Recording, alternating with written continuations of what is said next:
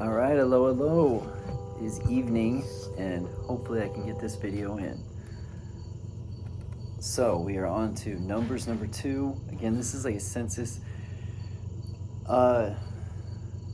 Again, I struggled enjoying reading these. I understand the importance of every word of the Bible, but I'm like, this is just like reading governmental reports. It's just boring. But as I get older, and I think those who have been like listening to Big Bear recently can appreciate the structure of what's going on here. You know, when you're trying to form a community, a people, a nation, or something like that. Not that that's what Big Bear's doing. For all my trolls that I'll probably never get because I won't have enough viewers. So verse number 1. This is going to talk about the arrangement of the tribal camps. Now think again. 400 years they were in Egypt, just pumping out babies. They got a lot of people, and they don't necessarily, I mean, they're all descendants of Abraham, but with this amount of people, you can't have tribes together, and there might be some bitterness between tribes and things like that. So the tribes are split up by the descendant or the sons of Jacob, and then Joseph gets his own too for his sons. So we'll get into it here. The Lord said to Moses and Aaron, the Israelites are to camp around the tent of meeting, and Aaron's descendants, the Levites, would be there, some distance from it, each of them under the standard and holding the banners of their family. On the east, toward the sunrise, the divisions of the camp of Judah are to encamp under the standard. The leader of the people of Judah is Nahshon, son of Amminadab. His division numbers 74,600. The tribe of Issachar will camp next to them. The leader of the people of Issachar is Nathanael, son of Zur. His division numbers 54,400. Now, you can look at this one of two ways, or a combination of both, I suppose. I mean, you look at it however you want, but either Moses had enough insight and like had his ear to the ground, you know, he knew what was going on of, okay, Ishgar and Judah's people get along really well. This next one's going to be Zebulun. Maybe Zebulun gets okay with Ishar and as well as Judah. Maybe they need a buffer between them and like Gad's people, all this. So, or God, who knows our hearts, knew all of it, and he directly told Moses exactly what to do. Probably a bit of both, in my opinion. But anyway, think about the structure that you would want to set up these people. You have to know what's going on. God knows our hearts, so if Moses got this stuff directly from God, then I'm guessing it would have been split up perfectly, you know, as far as making sure that, because again, all the laws and everything, we talk about them being harsh a little bit, but it's to keep order. They're wandering militia group, okay? They're wandering peoples that are training to take over a homeland. They're training for war, basically. The tribe of Zebulun will be next. The leader of the people, Zebulun, is Eliab, son of Helon. His division number is 57,400. All the men assigned to the camp of Judah, according to their divisions, number 186,400. They will set out first. Makes sense? The largest one needs to set out first. On the south will be the division of the camp of Reuben under their standard. The leader of the people of Reuben is Eluzur, son of Shedeur. His division numbers 46,500. The tribe of Simeon will camp next to them. The leader of the people of Simeon is Shelemiel, son of Zurishaddai. His division numbers 59,300. The tribe of Gad will be next. The leader of the people of Gad is Eliasaph, son of Deuel. His division numbers 45,650. All the men assigned to the camp of Reuben, according to, so Reuben's over these other people. Judah's over the other ones. Pretty sure it would be his brothers too. Yeah. Correct me if I'm wrong, but I believe that's how it is. Well, I know they're all brothers, but you know what I'm saying. So Reuben, according to his divisions, 151,450. They will set out second. So just go in order of the size of the division. So we got the east and the south side. Then The tent of meeting and the camp of the Levites will be set out in the middle of the camps. They will set on the same order as they camp, each in their own place under their standard. On the west will be the division of the camp of Ephraim under their standard. The leader of the people of Ephraim is Elishma, son of Immihud. His division numbers 40,500. The tribe of Manasseh, I see what they're doing here as far as keeping brothers, the closer bonds together on their sides. The tribe of Manasseh will be next to them. The leader of the people of Manasseh will be Gamaliel, son of Pedahazar. His division numbers 32,200. The tribe of Benjamin will be next. The leader of the people of Benjamin is Abidan, son of Gideoni. His division numbers 35,400. All the men assigned to the camp of Ephraim, according to their divisions, numbers 108,100. They will set out third. Okay, so here we're going to get to the north side. On the north side will be the divisions of the camp of Dan under their standard. The leader of the people of Dan is Ahiezer, son of Ammishaddai. His division number is 62,700. The tribe of Asher will camp next to them. The leader of the people of Asher is Pagel, son of Okran. His division number is 41,500. The tribe of Naphtali will be next. The leader of the people of Naphtali is Hari, son of Enon. His division numbers 53,400. All the men assigned to the camp of Dan numbers 157,600. They will set out last under their standard. These are the Israelites counted according to the families. All the men in the camps by their division number 603,550. The Levites, however, were not counted along with the other Israelites as the Lord commanded Moses. Again, it's just like a government document because they repeat this stuff so much. So the Israelites did everything the Lord commanded Moses. That is the way they encamped under the standards, and that is the way they set out, each of them with their clan and family. See why descendants of Abraham make such good lawyers. It's just a bunch of lawyer talk, constantly repeating. All right, let's take a look at the commentary.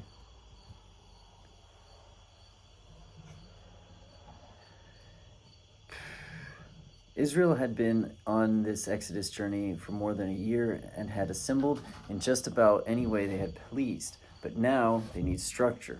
Okay, Moses, I think, started to notice this. His father-in-law, we talked about how Jethro pointed out, he needs more structure through everything.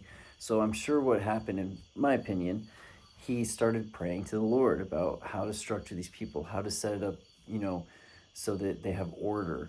They get all these laws, but how are we going to set it up to make it, it's like city planning. You want to set up your city so that it's conducive for law-abiding citizens, so that it doesn't leave opportunity for crime, for breaking of these laws. But now ready to enter into the promised land, they had to take the next step in organization. Yep. Balaam described the beauty and order of the camp of Israel, Numbers 25, 4-6. How lovely are your tents, O Jacob, your dwellings, O Israel, like valleys that stretch out, like gardens by riversides. Yeah, so they are a traveling militia, but they're very organized in their travels and everything, like a highly trained army. Think about, the best in camp Roman army marching around. That's what they're trying to do, trying to be.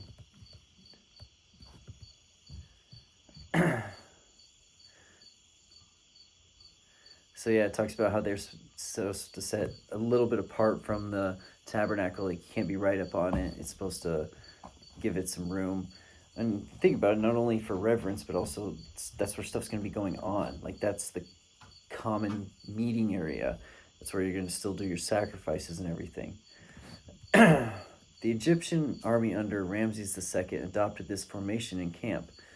13th century BC. They camped in a square with the royal tent in the middle. Likewise, Israel's kings dwelt in the center of his army in the tent of meeting. And the Hebrew word order of Numbers 2:2 stresses the role of individuals in the context of the community. Each one was to know his exact position within the camp. Yeah, they're just making them structured, more organized. So the east side, the placement of the east side is very significant in Israel's thought. East is the place of the rising sun, the source of hope and sustenance. And that's where Judah's tribe is at. Judah, of course, is the tribe that Jesus comes from. Westward was the sea. Israel's traditional stance was that with its back to the ocean and the descent of the sun. The front is eastward, Judah encamped, blah, blah, blah.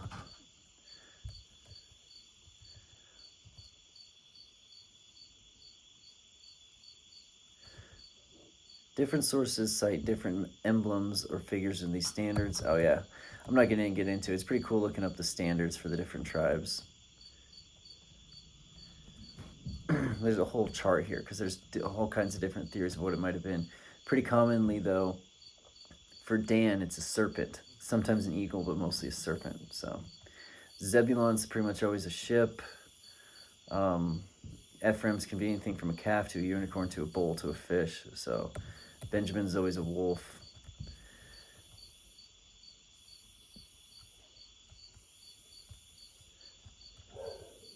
So the south side of the tabernacles, Reuben, then the tribes of Simeon and Gad. The tribe ordered themselves after the standard of Reuben. Okay, they don't have much there. The west side, Ephraim was first, the closest to the tabernacle itself on the west. Following Ephraim was Manasseh, then Benjamin. The tribes ordered themselves. That's not very commentary rich. Dan was in charge of the north side, close to the tabernacle. Following the tribe Dan were Asher and Naphtali. Tribes ordered themselves after the standard of Dan. The total of 603,550 available soldiers were ordered around the tabernacle. This was the number of men available as soldiers among the tribes of Israel, excluding the tribe of Levi. Yeah. Oh, there's some observations here. Let's see what they say. God is God of order.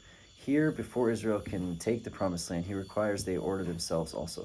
Yeah, I mean, think about your house. You keep your house in order, like picked up, relatively clean. I mean, trust me, I have kids, we have dogs. I understand the difficulty, but follow me here. You feel better about yourself, and it raises not only your happiness, your calmness, your mood. So, reducing the crime available, but also it makes you want to take more ownership into other things as well. Man, I should eat healthier. I should be better. When you have things in order, what's Jordan Peterson's make your bed or clean your room, whatever that thing is. So before they can take the promised land, they need to start practicing this orderly behavior because they're about to be a people's, a nation, a kingdom is coming here. Okay, you can't just be the wandering nomads anymore. You're evolving as far as your societal structure goes, and you're supposed to be a light on the hill to the world. The descendants of this blessing through Jacob's line is supposed to be their priest unto the world. So your society can't be like sloppy, can't be messy. You have to take care of it through organization and structure. God is a God of order, not of chaos. All right, not too much on this one. Like I said, numbers, a lot of it, there's some interesting stuff, especially near the back half, but it's just a census. Like they're just a census for war. Think about that. They're getting in order. They're preparing themselves for war. Now, they don't know that they're about to wander for 40 years because of the... or do they know at this point? I don't think they know at this point. But anyway, they don't realize that this is happening. But they got to start now. They got to start being organized. Now, think about 40 years of this strict organizational structure, following the laws. It's almost like practice and preparation for when they do take the Holy Land. Ironically, when they take the Holy Land, it's not long before all the structure is the